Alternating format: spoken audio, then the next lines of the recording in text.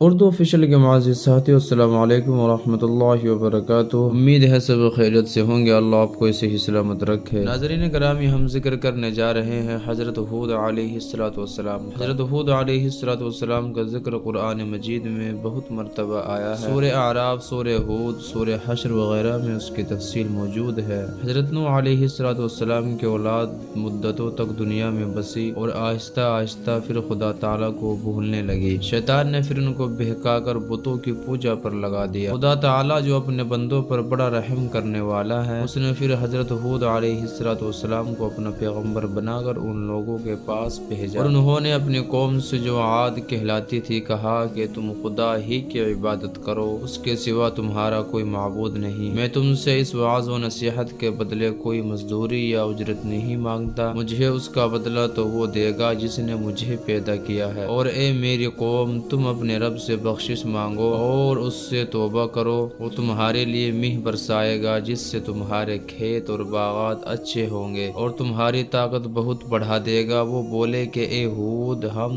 تمہارے کہنے سے اپنے بتوں کو نہیں چھوڑ سکتے، تم کوئی نشانی دکھاؤ، ہم تو یہ سمجھتے ہیں کہ ہمارے بتوں میں سے کسی نے تم پر آسیب کر دیا ہے اور تم دیوانے ہو گئے ہو۔ حضرت ہود علیہ السلام نے کہا کہ تم سب مل کر میرے لیے جو تدبیر کرنی چاہو کر لو اور مجھے مہلت بھی نہ دو۔ میں خدا پر بھروسہ رکھتا ہوں جو میرا اور تمہارا پروردگار ہے۔ میرے ہاتھ اللہ تعالیٰ نے تمہیں جو پیغام بھیجا تھا وہ میں نے تمہیں پہنچا دیا۔ اگر تم میرا کہنا نہ مانو گے تو اللہ تبارک و تعالیٰ تمہاری جگہ اور لوگوں کو بسا دے گا اور تم خدا تعالیٰ کا کچھ نقصان نہیں کر سکتے۔ اس پر ان کی قوم نے کہا کہ روز تم ہمیں خدا کے عذاب سے ڈراتے ہو، جا اپنے خدا سے کہے کہ ہم پر عذاب نازل کر دے اور اس میں ہرگز دیر نہ کرے۔ حضرت ہود علیہ السلام پر جو ایمان لائے تھے وہ غریب اور کمزور تھے، اور جو کافر تھے وہ مالدار اور سردار تھے۔ ان سب نے حضرت ہود علیہ السلام کا مذاق اڑایا۔ آسمان پر ایک بادل نمودار ہوا جسے دیکھ کر یہ سمجھ گئے کہ بارش ہونے والی ہے۔ حضرت ہود علیہ السلام کو اللہ تعالیٰ نے بتا دیا تھا کہ یہ عذاب ہے، چنانچہ وہ ایماندار لوگوں کو لے کر بستی سے باہر چلے گئے۔ اس بادل کے بعد آندھی آئی جو 8 دن اور 7 رات تک متواتر چلتی رہی، یہاں تک کہ سب کافر مر گئے اور نیست و نابود ہو گئے، اور اس طرح ایک بار پھر اللہ تعالیٰ کی زمین کافر اور مشرکوں سے خالی ہو گئی۔